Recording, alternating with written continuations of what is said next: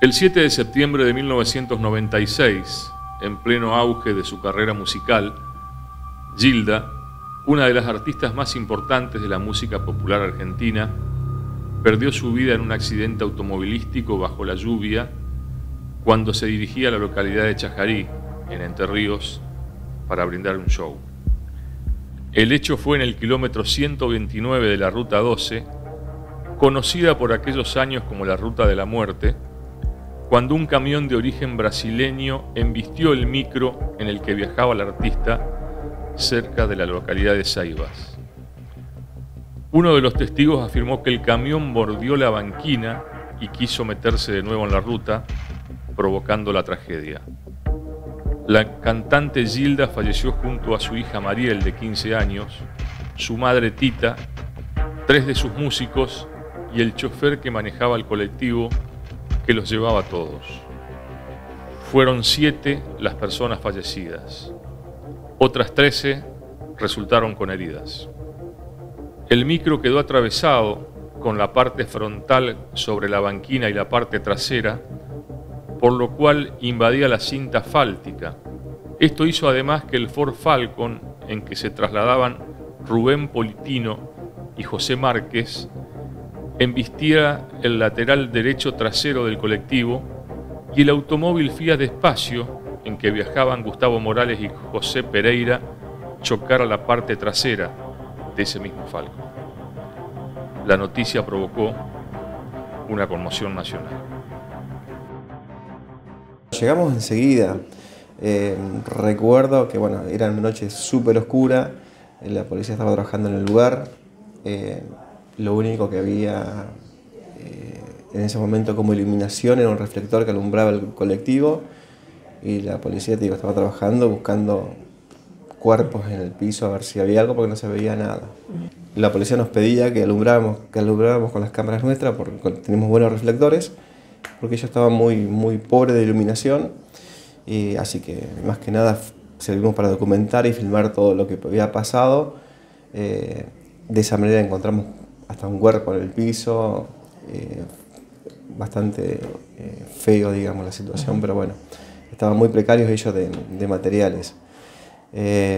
Pudimos cubrir, ese material se usó mucho, creo que llegó a la justicia ese material también, creo, no estoy muy seguro, pero se pasaron todos los medios del país en ese momento. Mirá, cuando el accidente, cuando salimos de acá, que nos dieron el aviso, pasaba las 19 horas más o menos, salimos 2 dotaciones, la unidad de rescate, la número 15, y con destino al lugar con 5 efectivos, y después salió el jefe en la otra camioneta, el que iban con otro bombero. Cuando llegamos al lugar, bueno, encontramos el tema de los heridos y la fallecida dentro del colectivo, y bueno, torrencial lluvia impresionante sobre la ruta que, vamos a decir, bastante complicada para llegar, porque la cola se había hecho grande de los dos lados, porque ya había llegado la policía y gendarmería, todo eso, y habían cortado la ruta. Así que bueno, fue bastante complicado llegar al lugar. Estaban los 7 muertos, y más el camión, pero y aparte el más miedo que teníamos nosotros era que el tema de la ruta, que no se siguieran chocando el colectivo de atrás, porque hubo algunos autos que fueron para la banquina por esquivar el colectivo, todo eso. Más que nada, un accidente en la Ruta 14, era Gilda, que en su momento estaba trascendiendo mucho, y bueno, éramos el único medio que cubrimos el accidente. El accidente fue muy importante, o sea, volaron objetos por todos lados y así también cuerpos. El pasto estaba muy alto y ya te digo, era muy oscura la noche, muy oscura como nunca. Pero bueno, así, de esa manera cubrimos el accidente. Íbamos a un accidente, pero que era el de Gilda no sabía. Había instrumentos, cuando llegamos había cuerpos colgados del parabrisas, por ejemplo, cuerpos en el piso, instrumentos, cajas, lo que te imagines, ropa, era fuerte, la verdad que sí. Por ahí uno va, cuando va a cubrir un evento de ese tipo, va disfrazado de camarógrafo y entonces por ahí trata de, con la cámara, que no te impacten todas esas cosas, pero con el tiempo te pones a pensar y es muy fuerte la imagen de lo que se vivió. Bueno, algo muy tétrico y feo es que, bueno, íbamos con la policía ahí alumbrando, que yo cuánto, en una de esas tropezamos, alumbramos hacia abajo y era un cuerpo de una persona ahí que estaba toda doblada. Bueno, una situación muy fea, pero bueno, para que te dé una idea de la dimensión de cómo se trabajaba en ese momento. O sea, no había muchos medios de iluminación, ni tampoco de documentación. La documentación que, digamos, filmográfica fue la nuestra, la única que hubo en el momento. Nosotros salíamos un accidente más en esos años, no sé si vos recordás, ¿no? A la ruta 14 y 12 la habían puesto como la ruta de la muerte.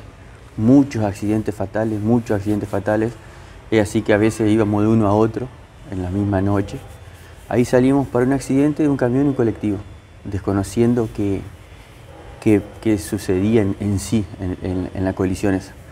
Ahí acercándonos, medio que por la radio decían, el colectivo de Gilda, el colectivo de Gilda. Bueno, o sea, la conocíamos por la música, ¿no es cierto? Por los programas de televisión y eso. Y bueno, cuando llegamos allá, sí, verdaderamente era un colectivo con músicos y un camión. En aquel tiempo la ruta era una sola vía, o sea, tenía dos sentidos de circulación. Y bueno, cuando llegamos era muy drástico la escena, porque había el camión, el colectivo y dos autos más atrás, como colisionando el colectivo de la parte de atrás. Fue algo muy grosso ese accidente. La colisión se dio sobre la banquina, vendría a ser que le pertenecía al colectivo. El camión seguramente iba haciendo una maniobra indebida y avanzó sobre el carril del colectivo, y ambos dos abrieron y colisionaron en lo que era la banquina del colectivo. O sea, por fuerza en el accidente, ¿no es cierto? El colectivo quedó medio atravesado y todas las partes, sí, instrumentos y equipaje del colectivo quedó todo tirado en el piso, como te digo.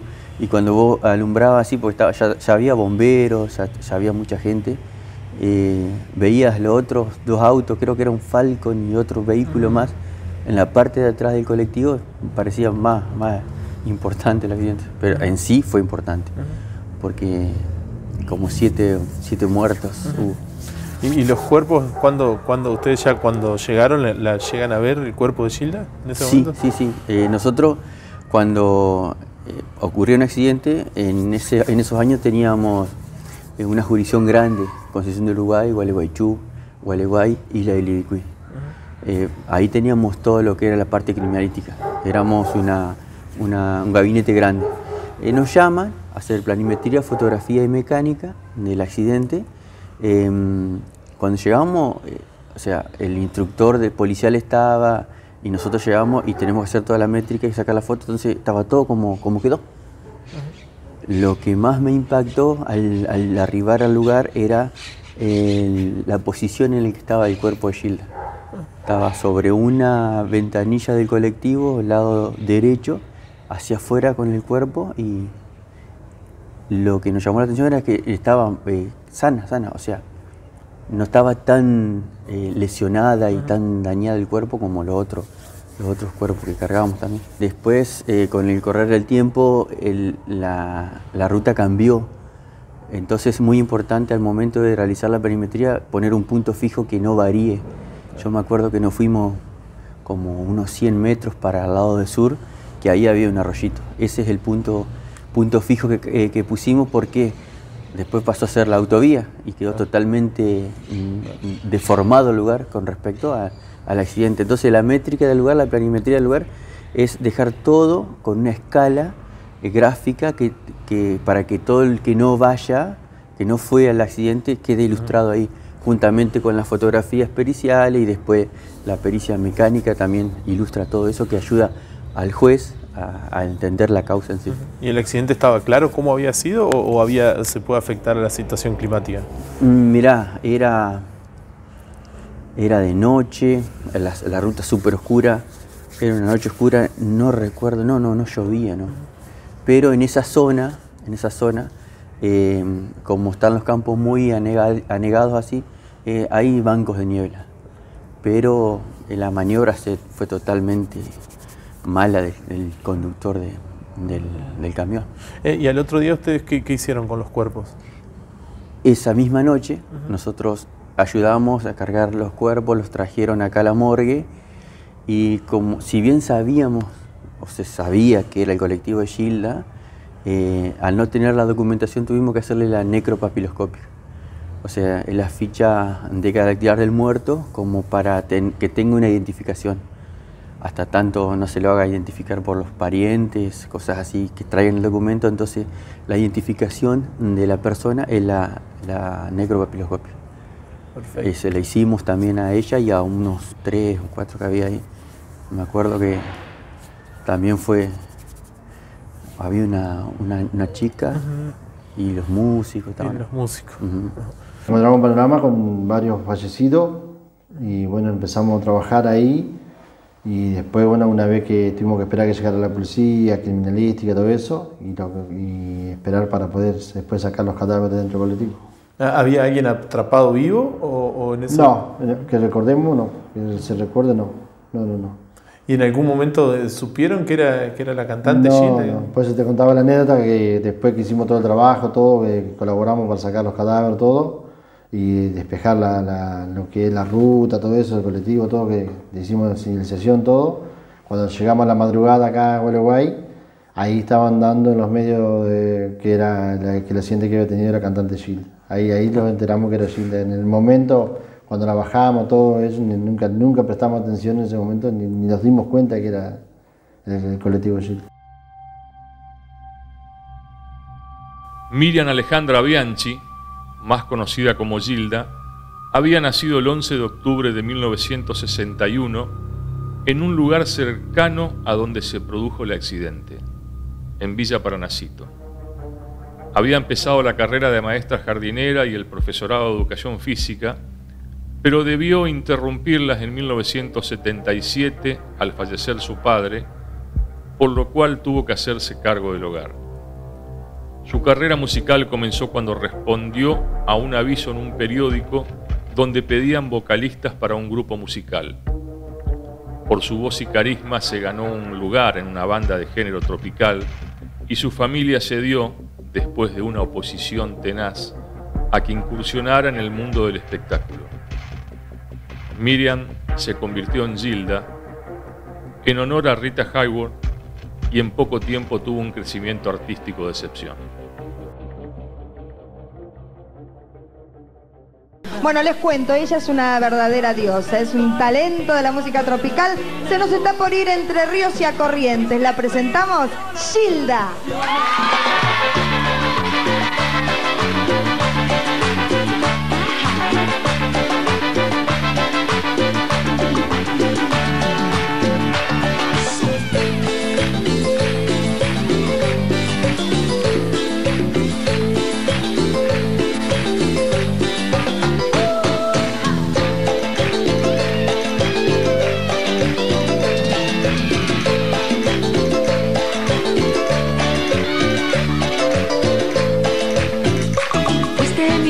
Fuiste mi pasión, fuiste mi sueño, mi mejor canción. Todo eso fuiste, pero perdiste. Fuiste mi orgullo, fuiste mi verdad, y también fuiste mi felicidad. Todo eso fuiste, pero perdiste. De repente una mañana cuando desperté, me dije todo es una mentira. Fue mi culpa enamorarme de tu inmadurez, creyendo que por mí tú cambiarías. No me queda ya más tiempo para mendigar migajas de tu estúpido cariño. Yo me planto y digo basta, basta para mí, porque estoy desenamorada de ti. Fuiste mi vida, fuiste mi pasión, fuiste mi sueño, mi mejor canción. Todo eso fuiste, pero perdiste. Fuiste mi orgullo, fuiste mi verdad, felicidad. Todo eso fuiste, pero perdiste.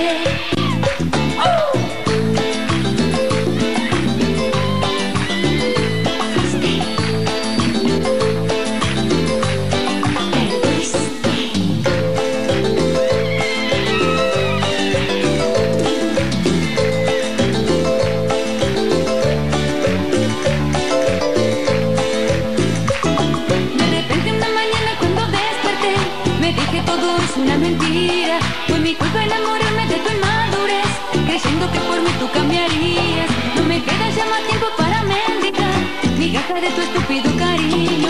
Yo me planto y digo basta, basta para mí, porque estoy desenamorada de ti.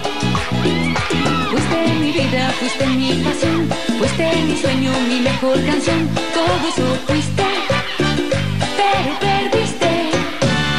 Fuiste mi orgullo, fuiste mi verdad, y también fuiste mi felicidad. Todo eso fuiste, pero perdiste.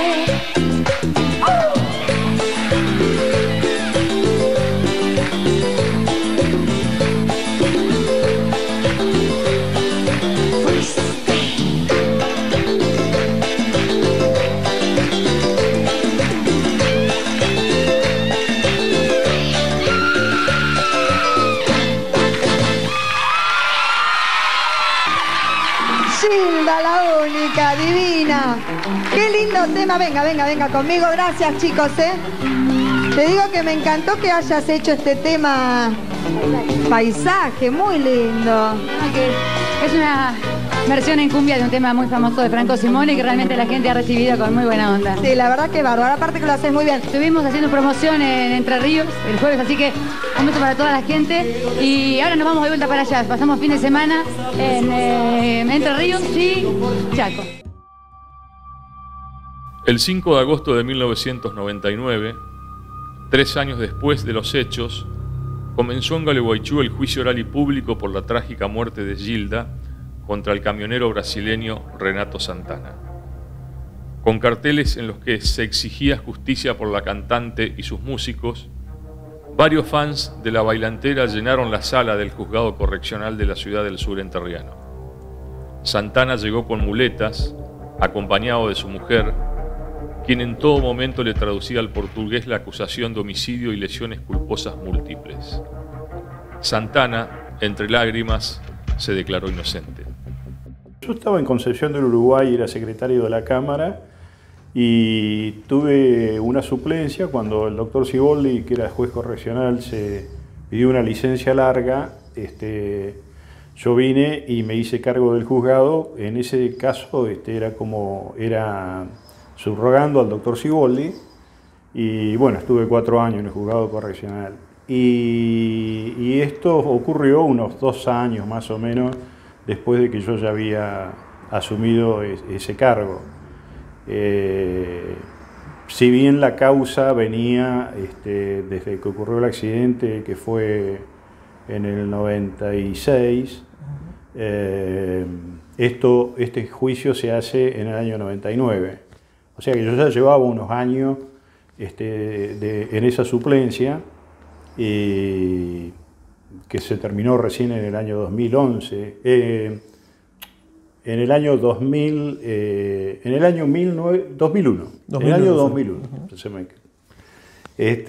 Así que bueno, fue la causa en ese momento, porque claro, el periodismo de Buenos Aires se acercó, estaban todos ahí en la vereda, los móviles, todo un paisaje que no era el que habitualmente veíamos, y mucho menos en un juzgado correccional, que el juzgado correccional con el Código Viejo estaba diseñado para delitos menores, y para delitos mayores la Cámara, o sea que todo lo que eran hechos graves y que habían trascendido pasaban más por la Cámara que por un juzgado correccional.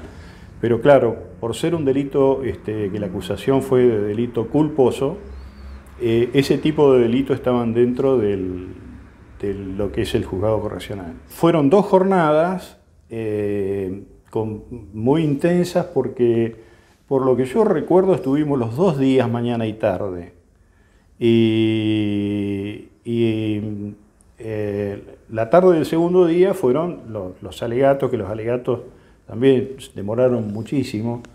Ese día terminamos como a las 20:30, 21:30, toda la parte del desarrollo de alegatos, y en aquel momento existía la posibilidad de que se adelantara el fallo y los fundamentos se leyeran en una audiencia que se fijaba para dentro de los 5 días posteriores.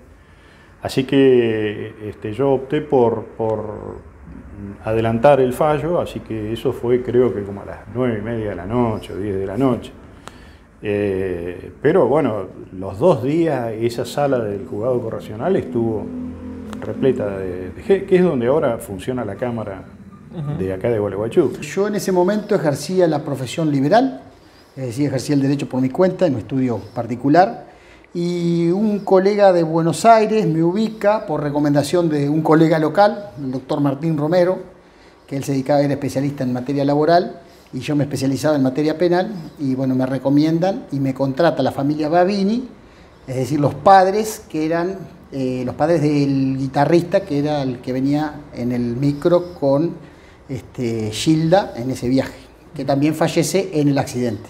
A partir de ese momento se contactan conmigo, ya la instrucción estaba bastante avanzada, prácticamente la causa remitida a juicio, entonces yo intervengo en la etapa del juicio plenario una vez concluida la instrucción. Lo que recuerdo es un juicio que tuvo muchas particularidades, muchas cosas incluso cómicas se dieron en el juicio.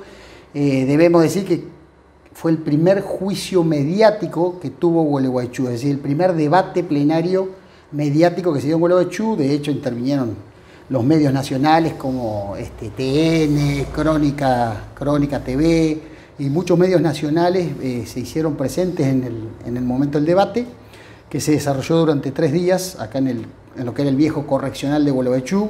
El juez era el doctor Jorge Omar Torres. Y bueno, llamaba la atención de que era Gilda ya se estaba haciendo conocida, a partir de su muerte, por supuesto, su fama explotó, pero bueno, fue muy gracioso porque dicen las malas lenguas que en el momento del accidente se constituye el juez de instrucción y como no estaba muy habituado al tema musical de la cumbia en ese momento, tuve que preguntarle a un funcionario policial de quién se trataba esta chica conocida como Gilda. Bueno, le informaron y ante los medios sale hablando de la desgracia, la pérdida de la famosa cantante Gilda. Llegaron en realidad a Gengo Martínez Garbino, un estudio penalista muy grande de San Pablo, que era el estudio Melo Díaz. José Carlos de Melo Díaz era el abogado, el jefe de ese estudio, un estudio familiar. Y bueno, por una recomendación, en principio llegaron para alguien que saque fotocopias, sí. Dicen, mira, necesito un abogado en Gualeguaychú. Entonces, alguien le recomienda, mire, puede hacerlo Martínez Garbino. Resulta que en la medida que lo fueron conociendo a Gengo, Guillermo Martínez Garbino, esta gente se fue quedando admirada con la inteligencia, con la capacidad de Gengo, y ya en vez de ser alguien que le sacaba fotocopias y a quien ellos le decían qué tenían que hacer, era alguien que ellos venían a escuchar a ver qué tenían que hacer. Venían porque Gengo no volaba, entonces no había forma de hacerlo ir a San Pablo. Y bueno, venían ellos a Buenos Aires, se reunían con él, o acá a Gualeguaychú varias veces, y bueno, así se fue dando la táctica, la estrategia de la defensa de Renato Santana.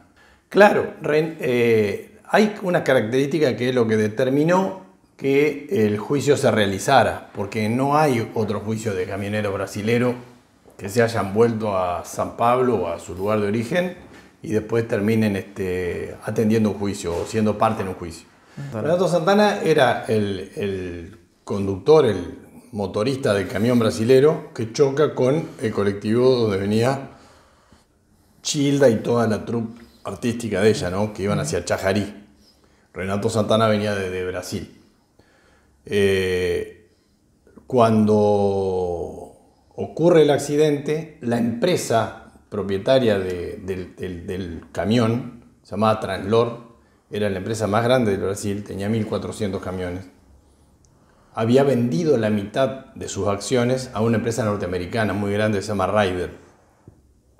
Y estaba previsto, planificado que le vendiera la otra mitad en un plazo determinado, pero en el medio ocurre este hecho y los norteamericanos le exigen a la empresa brasilera que tenía que honrar los compromisos con los tribunales de Argentina por una cuestión de normas de calidad. Entonces, ellos tratan por todos los medios de garantizar la presencia de Renato Santana, pero que no tuviera una condena a cumplir. El objetivo de ellos de máxima era que no tuviera una condena a cumplir. Incluso estaba hablado con Renato Santana que podía sufrir una condena a cumplir porque era muy grande el tamaño de la lesión, ¿cierto? Eran muchas personas muertas, muchas personas heridas de mucha gravedad. El choque había ocurrido en el carril de Gilda y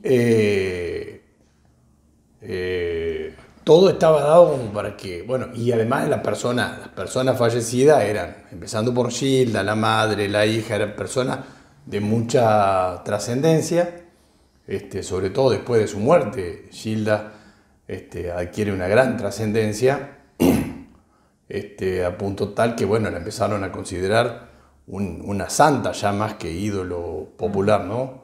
Y de esa manera es que la presión sobre la justicia era muy grande. Y bueno, lo que pedía la empresa era si se podía tratar de sacarlo a este hombre, mantener su libertad. Así fue que, bueno, compareció a juicio y tuvo una pena de 2 años y medio de prisión en suspenso, o sea que pudo retornar a su país. Era un juicio con muchas connotaciones, porque aparte de la fama de Gilda como cantante, habían fallecido también una de sus hijas en el accidente, la cantidad de víctimas fatales y de heridos que hubo. Aparte de eso, se generaba, obviamente, en función de la responsabilidad penal, iba a tener de alguna manera incidencia en la determinación de la responsabilidad civil, es decir, las indemnizaciones por los daños y perjuicios causados, que en caso de ser condenado el conductor del vehículo que era un brasilero, Renato Santana, un hombre de 32 años, esa condena penal iba a tener consecuencias probatorias muy importantes en el resultado de la causa civil. Por eso estaban en juego esas cuestiones. Además, venían abogados de Buenos Aires, de San Pablo, que contrataron incluso a un estudio muy conocido de acá, del gran maestro de todos nosotros y querido amigo Guillermo Manuel Martínez Garbino, y el muy conocido doctor Darío Carraza, que estuvieron a cargo de la defensa. Incluso en el debate, estaría bueno conseguir las filmaciones, porque incluso se dieron momentos muy risueños en el propio debate. Aparte del problema de tener que trabajar rodeado por los medios, que era cosa que no estábamos muy habituados acá en Gualeguaychú. Y la sala del correccional, vos la conocerás, que es la actual sala del Tribunal de Juicios, es una sala pequeña y con las cámaras de ese momento, que te acordarás, eran unas cámaras enormes, con un cablerío muy importante, era muy incómodo, prácticamente teníamos las cámaras en la cara y era muy incómodo trabajar. Ahí estaba presente obviamente el imputado, sus 2 defensores, había abogados de la empresa Ryder, que era una empresa internacional de transporte, estaban los abogados de Translor, porque me parece que era no recuerdo bien, pero la empresa Ryder le vendía a Translor, que era un negocio multimillonario, que incluso en el precio de la venta se había convenido de alguna manera, esto me enteré después, el resultado del juicio, es decir, la incidencia de este juicio penal, que iba a tener incidencia en el resultado del juicio civil, eso estaba dentro del paquete de la venta, digamos, por eso había tanto interés de los abogados brasileños por el buen resultado del imputado Renato Santana. Gengo tenía una norma que yo trabajé 12 años con Gengo Martínez Garbino, lo considero mi maestro, como muchos abogados de acá de Gualeguaychú lo consideramos. Era un tipo brillante, muy lúcido, muy ocurrente, con otras particularidades que lo hacían bastante difícil de llevar también, ¿no? Pero él tenía un principio propio del siglo XVIII, que el abogado no habla con la prensa. Una norma era. El abogado habla con el juez. No daba reportajes. Y cuando salíamos el primer día de juicio, estábamos en la secretaría ahí de lo que es la secretaría Cámara hoy, que era donde estaba el juzgado en ese momento estaba el juzgado de instrucción número 2 de Graciela Prost. Vamos a cruzar, ya empieza el juicio, vamos a cruzar y prende las cámaras, todos los medios. TN, Crónica. Y estaba Renato con las muletas, pobrecito, no me olvido más, blanco, pálido, se había puesto en negro, Gengo y yo. Entonces le dice, ¿quién tuvo la culpa del accidente? Y Gengo le dice, Carlos Menem. ¿Qué? Le dice. pero usted es Martínez Garbino. Martínez Garbino UCR, le dice. Pero, ¿y eso qué tiene que ver? Porque soy radical y mi defendido también es radical. Y dice el tipo, pero ¿cómo? Radical si es brasilero, pero es radical. ¿Por qué dice que tiene la culpa Carlos Menem? Por no haber construido la autopista mesopotámica. Entonces, bueno, ahí se relajó un poco la cosa, se habló, en fin, un poco y seguimos, ¿no?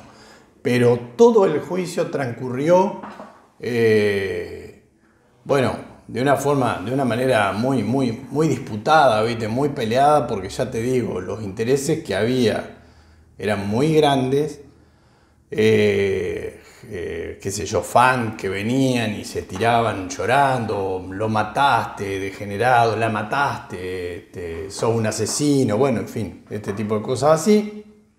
Tuvo la particularidad de que el choque había sido en el carril de Gilda,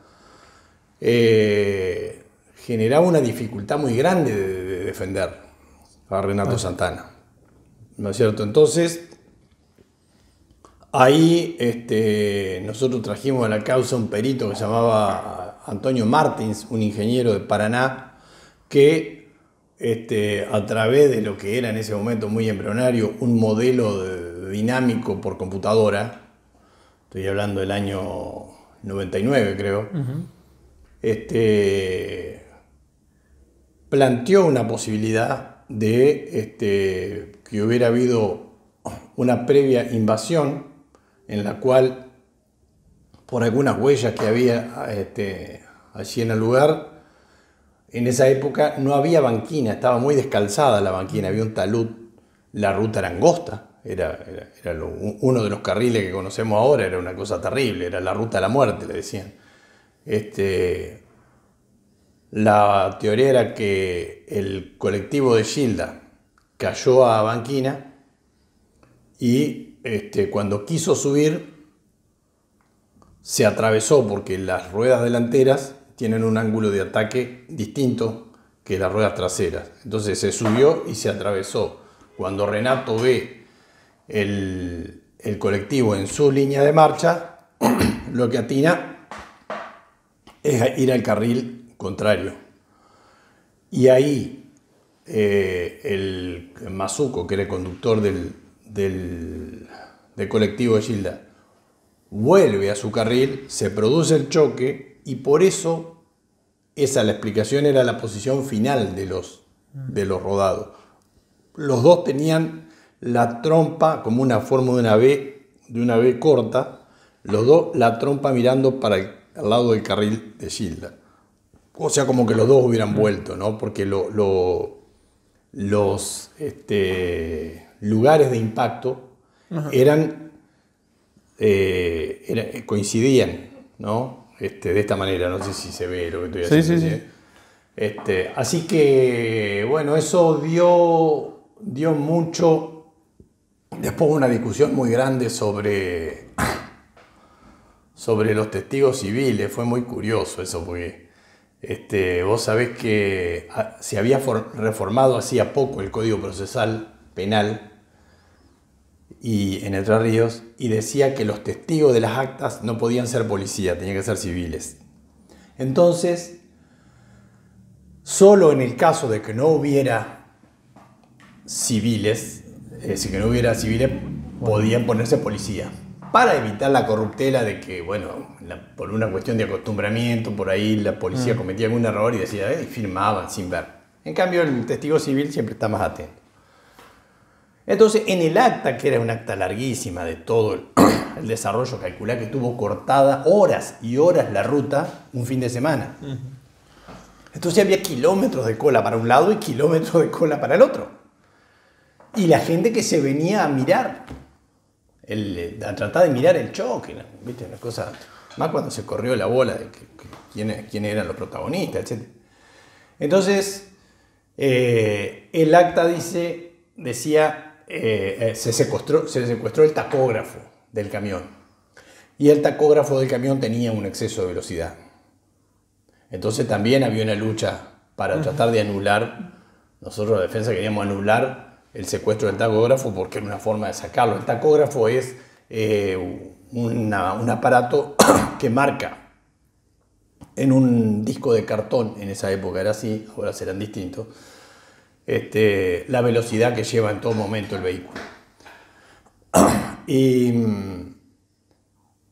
Y dice, bueno, dice, no habiendo civiles, dice, se procede a que intervengan 2 caracterizados funcionarios policiales, fulano y mengano.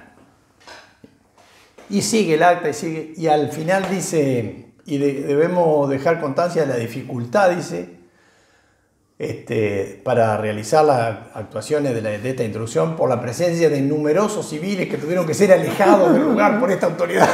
Entonces, nosotros decíamos, pero escúcheme, hubiera alejado a todos, hubiera dejado 2 para que firmen el acta. Así que bueno, sí, fue muy disputado el juicio, fueron varios abogados que intervinieron, fue muy difundido también, televisado en vivo para todo el país. Y bueno, a ver, esto es una desgracia. Gilda la amamos todos.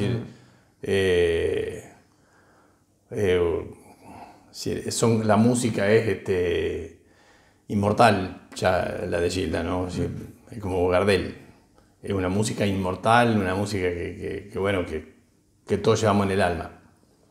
La cuestión era la situación de Renato Santana como acusado. También el ómnibus de Gilda no tenía habilitaciones, o sea, era una cosa muy casera, no, era algo que no estaba homologado, era una cosa, era medio un colectivo urbano adaptado, un colectivo de línea adentro de la ciudad, adaptado para un viaje de larga distancia. En fin, había una cantidad de elementos que lo hicieron muy peleado al juicio, y terminó de esa manera. Yo era abogado querellante, es decir, acusador coadyuvante junto con la fiscal, que en ese momento le tocó desempeñarse como agente fiscal a la doctora Eli Pivas, María Angélica Pivas, que era interina en ese cargo, pero bueno, justo le tocó este debate, así que actuamos en conjunto por la parte acusadora. Había un muy buen estudio, el estudio, digamos, más conocido en materia penal, los de más trayectoria en materia penal de la ciudad, el doctor Martínez Garbino, Gengo y Darío Carraza, obviamente, ya tenían mucho rodaje en materia penal, muchos conocimientos, y se dio la particularidad ahí que se produjo y tomamos conocimientos, creo yo, en un accidente de esta naturaleza por primera vez, de un sistema informático de reconstrucción de accidentes, que esto se incorpora a través de un perito, un ingeniero, Martins Mogo, que a solicitud de la defensa es designado como perito oficial, y este perito oficial incorpora este sistema informático que reconstruía el accidente. Y obviamente la ecuación que este perito introduce en el sistema informático daba un resultado totalmente distinto en términos de mecánica del accidente al que sostenía la acusación.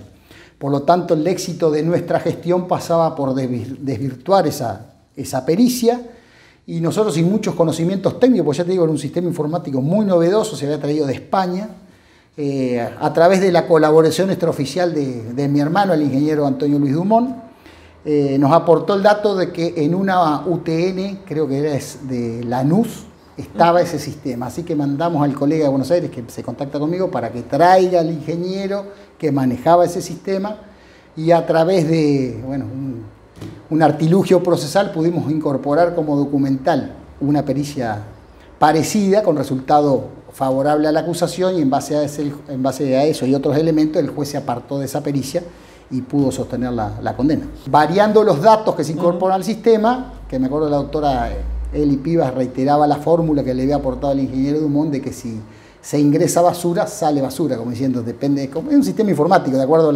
a los elementos que vos le incorporás, varía el resultado. Ese, digamos, que fue el dato técnico, probatorio más destacado de ese debate, y esta cuestión de la novedad de la informática en la reconstrucción de accidentes, que era muy poco conocido en la Argentina. De hecho, tuvimos que mandar a buscar un ingeniero a provincia de Buenos Aires porque en las UTN del país no estaba ese sistema.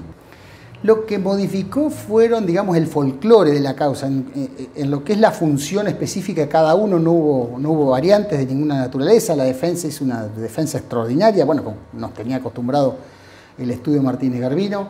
El juez Torres obró y actuó haciendo valoración de los elementos de pruebas incorporados. La Fiscalía sostuvo la acusación de acuerdo a la convicción con que llegó al debate, y obviamente lo que me tocaba hacer a mí, que era acompañar a la acusación y sostener la acusación por el interés privado de mis clientes, se trabajó con la seriedad del caso. Sí hubo anécdotas muy particulares en lo que rodeaba el caso, por ejemplo, cuando lo entrevistaban a Gengo Martínez Garbino, los periodistas de TN y Crónica. Gengo, recordemos que era una persona muy irónica, muy sarcástica. Entonces, en un momento en el pasillo, recuerdo que lo entrevistan a Martínez Garbino y le preguntan cómo pensaba que iba a ser el resultado de la causa y cómo iba a salir su cliente. Y Martínez Garbino, con mucha seriedad, le dice: estamos convencidos de que el señor Renato Santana va a salir triunfante de esta causa, así como la Alianza, que en ese momento era el partido político opositor al peronismo, va a triunfar a las próximas elecciones, y estamos convencidos de eso. Y el periodista muy inocentemente dice: pero doctor, su cliente es brasilero. Eso implica, le contesta Martínez Garbino, que la Alianza no reconoce fronteras. Y los periodistas, después de cada respuesta de Gengo, decían: vamos a estudio. Y bueno, y el juicio se desarrolló, la verdad que para hacer un caso como el que era, dentro de cierta normalidad, es decir, los testigos declararon, hubo unos cuantos testigos, muchos de los que habían estado viajado en el ómnibus venían con Gilda, y bueno, además eran víctimas porque sufrieron lesiones. Así que bueno, fue un poco también emotivo porque se estaba recordando situaciones incluso familiares, porque ellos estaban vinculados dentro de lo que era la banda que tenían, y además había algunas relaciones entre ellos, así que pasamos por algunas situaciones así un poco emotivas.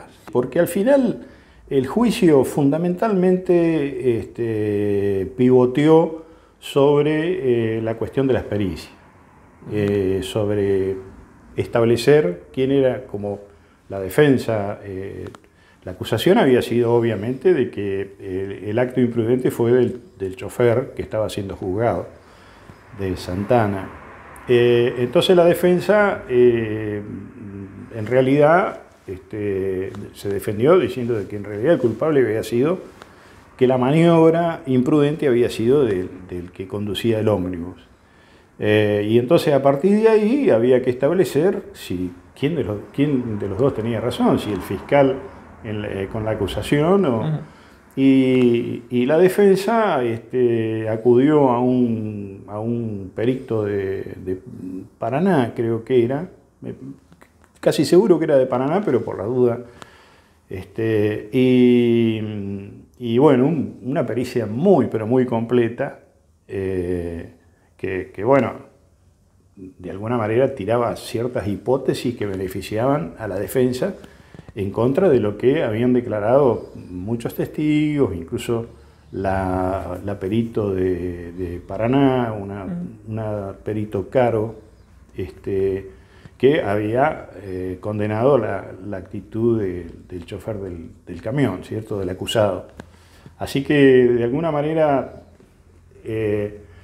fundamentalmente el trabajo para dirimir la cuestión estuvo radicado en establecer cómo jugaban esas pericias y bueno, ver si los elementos que habían tomado las pericias eran realmente correctos o no, para de ahí ver si el resultado conducía a las hipótesis que se estaban plasmadas.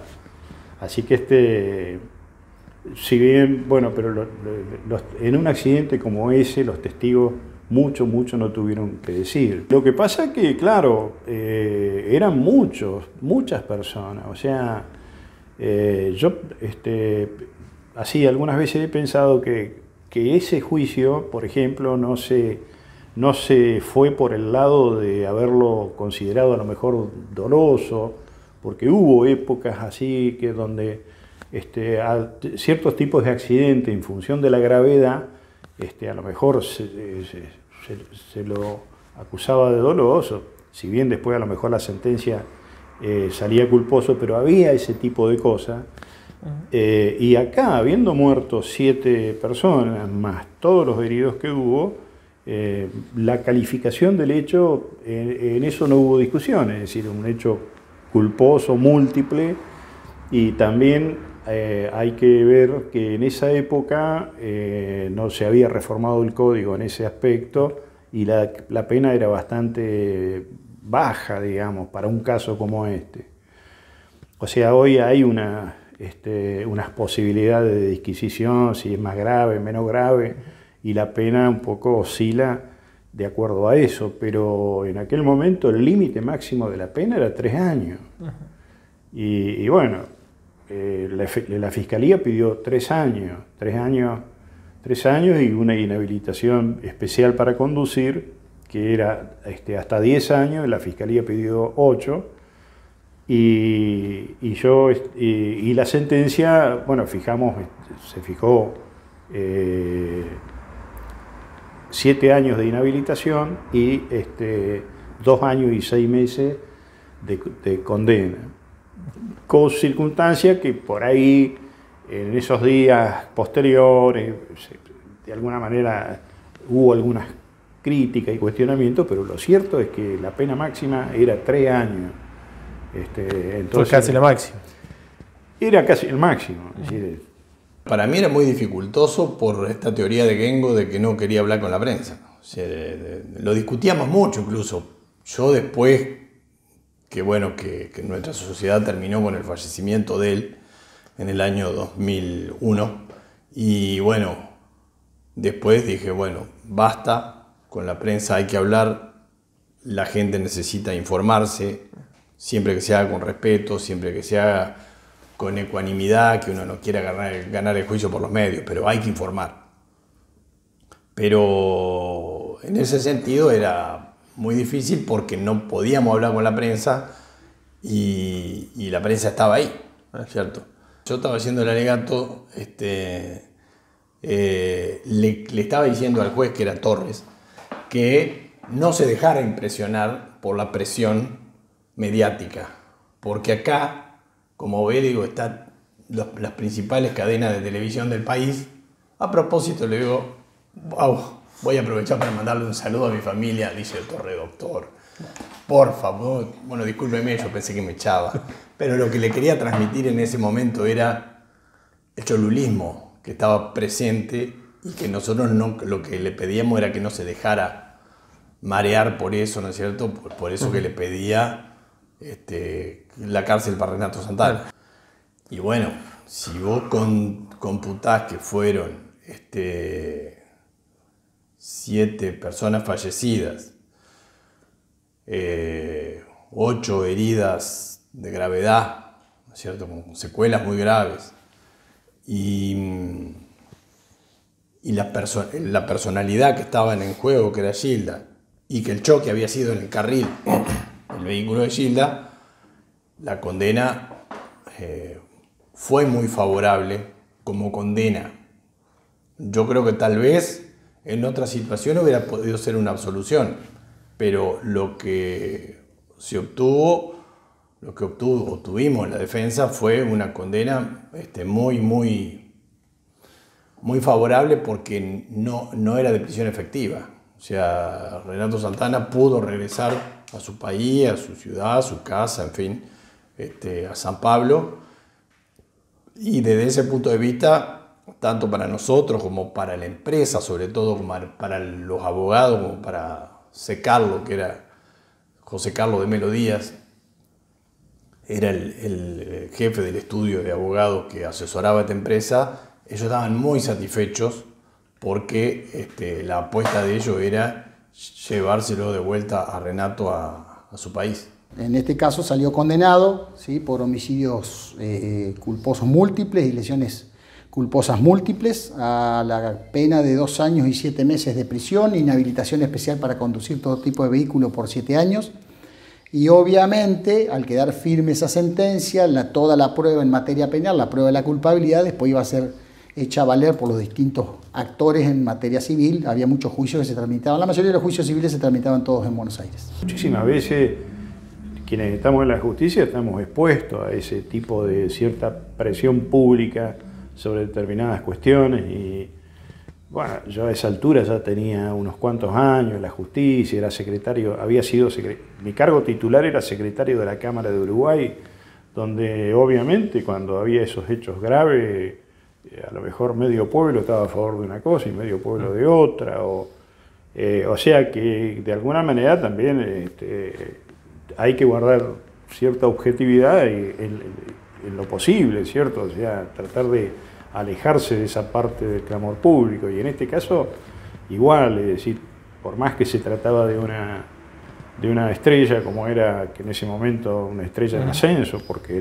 estaba en el tope más o menos, o por ahí avanzando, lo que refleja lo que ocurrió después, que incluso han hecho una película. Claro, una película y todo acá en el lugar donde fue el accidente, que hay un lugar ahí, un santuario o algo así. Pero no, reconozco que en ese sentido no había ningún tipo de influencia, ¿no? Y por otra parte, también la prensa actuó muy bien, es decir, no hubo desmanes en el sentido que quisieran ver algo más, se acomodaron a todo a las pautas que fijamos en el juicio, cuándo podían estar, cuándo no, todo en eso funcionó perfecto, es decir, no tuvimos ningún problema. Santana fue condenado a 2 años y 8 meses de prisión, de ejecución en suspenso e inhabilitación para conducir por 7 años. Sus abogados presentaron un recurso, pero luego la Sala Penal del Superior Tribunal de Justicia, integrada por los vocales Daniel Carubia, Carlos Chiara Díaz y Miguel Carlín, lo rechazaron y confirmaron la sentencia. Demasiadas muertes para tan escasa condena, como si Gilda casi no hubiera existido. De tu recuerdo de tu ayer, yo siento que